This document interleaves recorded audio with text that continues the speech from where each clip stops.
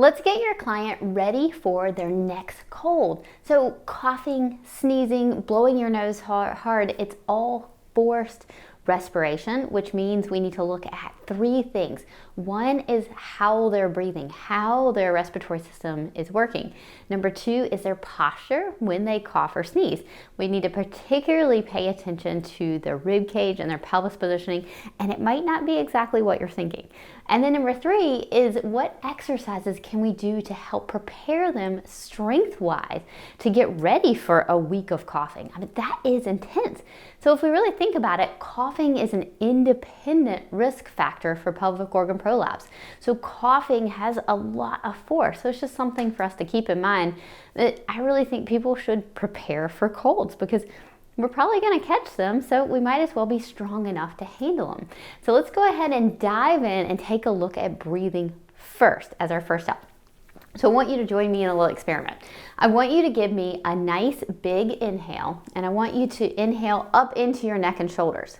So inhale up into your neck and shoulders, and then I want you to give me kind of a fake cough. And I want you to feel the pressure down on your pelvic floor. Now, I want you to give me an inhale down.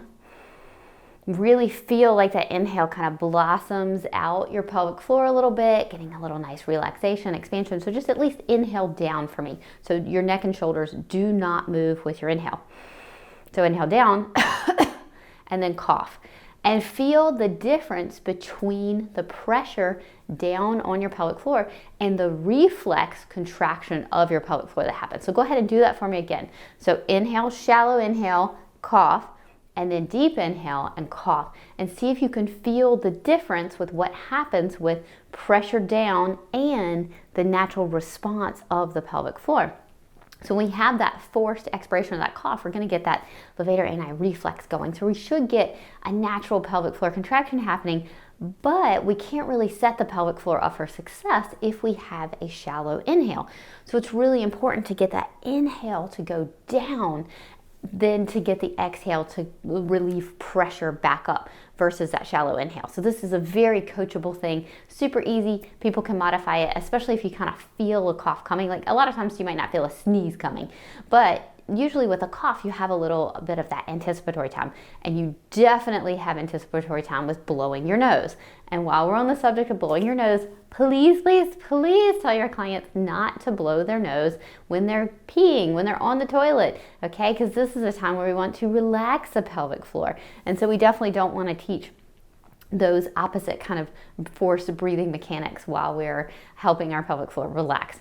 Okay, so that's what I want you to think about for breathing. Keep it super simple, focus on where the inhale goes, and that's going to help direct a great exhale, which will help get pressure up away from the pelvic floor and help have a natural pelvic floor contraction. Now, let's take a look at body positioning for your cough or your sneeze. So what you want to think of when you think about that body positioning is you want to think about upper ab gripping. So a lot of times when people are trying to yell, project their voice, cough, sneeze, they will crunch down on their rib cage, trying to create force to generate out force from their expiration, from their either yell, cough, sneeze, things like that.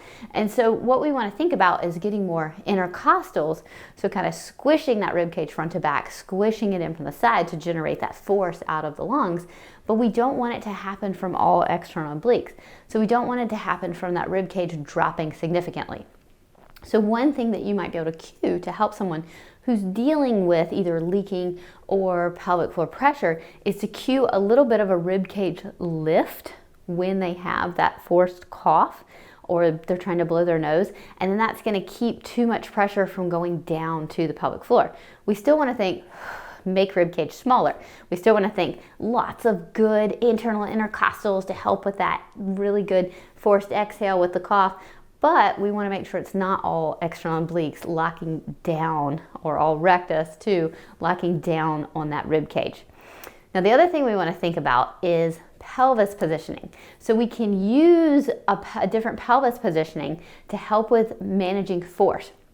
So if we think about doing a little bit of a hinge when we go to cough or sneeze, then what we're going to do is help move the pubic bone. Let me grab a pelvis really quick. What we're going to do is we're going to help move the pubic bone in the direction of the force that's happening. So if we do a little bit of a hinge, then we're gonna move this pubic bone so it kind of absorbs some of the force down.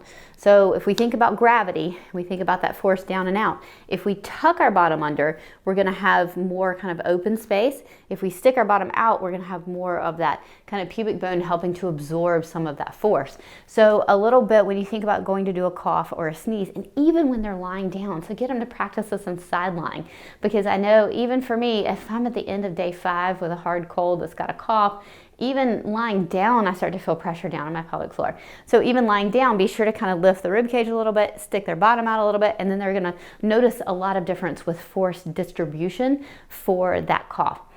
The other thing we're doing when we hinge is we are getting some length to our glutes.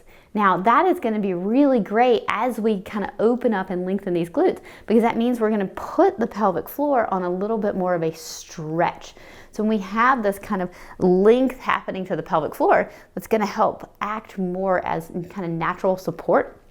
And so we want that natural length happening and that natural support to help absorb those forces that are happening when we cough or sneeze.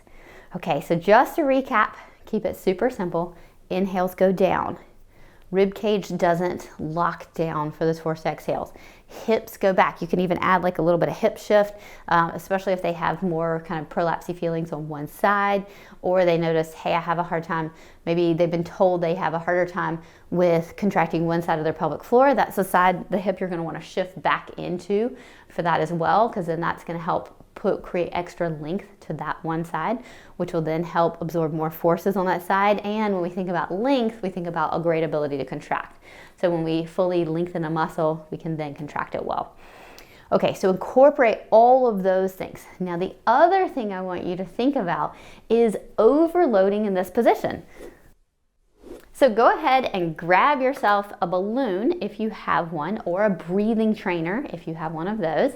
And I want you to think about blowing up a balloon in the position that you're going to be coughing, sneezing, or blowing your nose, so that you can prepare the respiratory system for that amount of overload. So if, let's say, if I'm going to prepare for coughing or my like winter cold coming up, I can inhale down.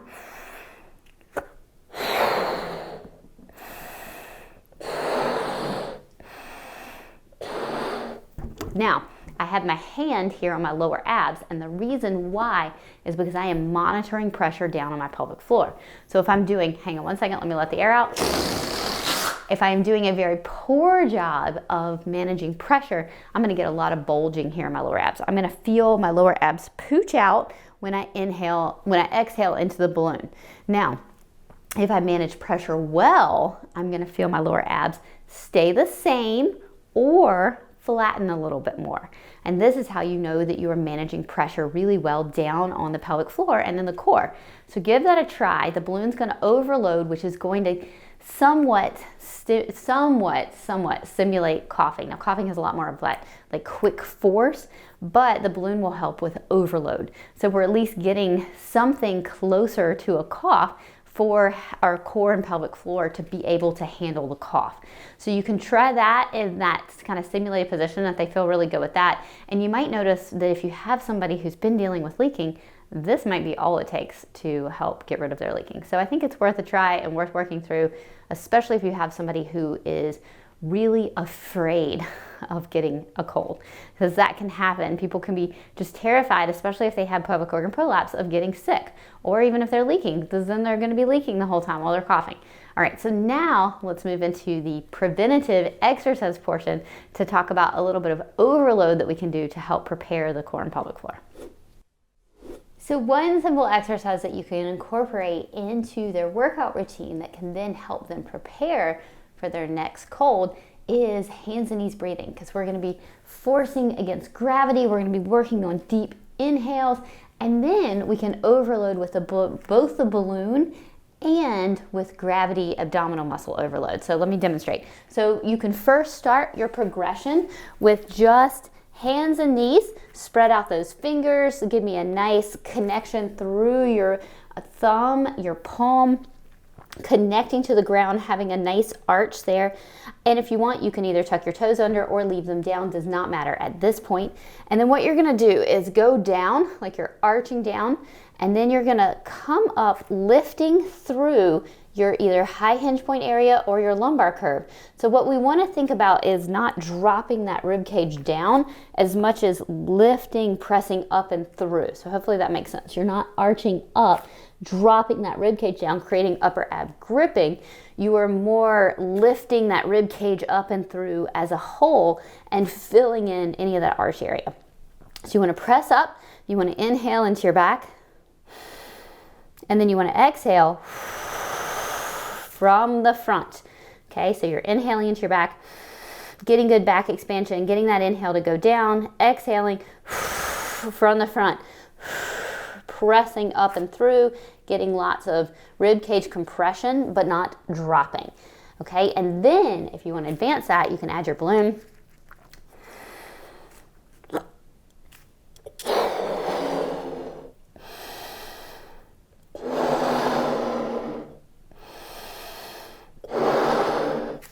Okay. We almost lost it. All right, so this is where you're going to think about exhaling into that balloon and compressing that rib cage and really getting that nice forced exhale without feeling any pressure down. And if somebody is fairly new postpartum, or they're feeling a lot of weakness in their lower abs or their pelvic floor, they're going to feel a lot of pressure down with that balloon. It's going to feel really hard. So make sure you monitor that, get those good inhales down. Then for the most advanced version, you're going to want to lift your knees. So let me start without the balloon so I can talk you through it. So you're going to tuck your toes under, inhale into your back, getting a nice little round, pressing up through those serratus, getting the scapula to move, neck is relaxed, and then you're just going to lift your knees a little bit. Inhale, exhale from those abs. So nice big exhales. So same thing here. You want to think about really squishing out all the air, but without hunching and dropping down. So you want to make sure that you don't end up arching up like a cat, over arching your back. And then you can fully advance this. Inhale.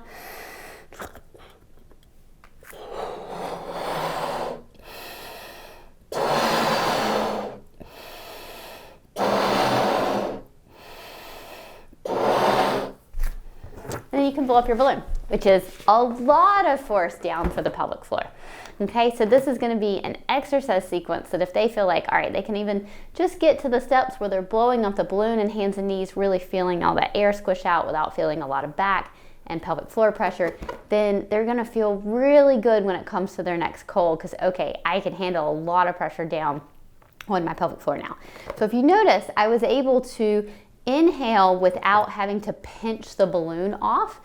And the ability to do that comes with the ability to rest your tongue on the roof of your mouth. So if you are not able to inhale and exhale without having to hold the balloon, now sometimes that first initial inhale in the balloon can be challenging depending on the size of the lip of the balloon and how well you're able to modulate that pressure out. So kind of both of those can play into effect on it. But once you can get those subsequent inhales into the balloon, once you get a little stretch, it becomes a little easier.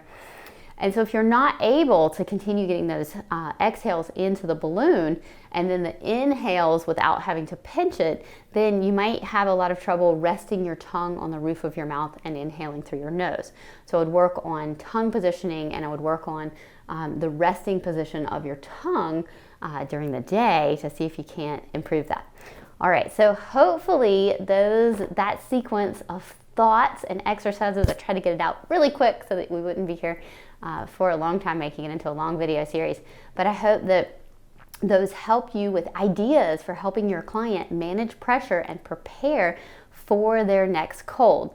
And if you enjoyed tips like this and you found it very useful for just helping women in general and working with this population from all the way pre-pregnancy, all the way through menopause, then please join me in the PCS course, the Pregnancy and Postpartum Corrective Exercise Specialist course. So this course is going to be far more than just pregnancy and postpartum. We're going to be going in through all sorts of tips that will help with any age group, and it will even help males too. All right, so thanks for joining me for this, and I hope you found that exercise and those tips helpful.